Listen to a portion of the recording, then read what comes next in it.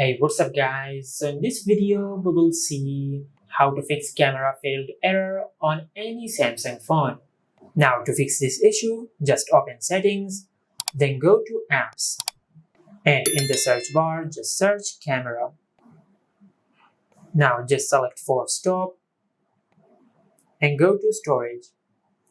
Now just select clear cache and clear all data.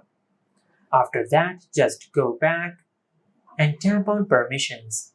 Now just give this app all these permissions.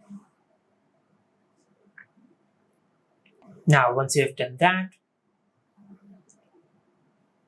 just go back and go to software update and select download and install. From here just check if your smartphone has any software update available. If your smartphone has any software update available, just update the software of your smartphone. As you can see, our smartphone is up to date.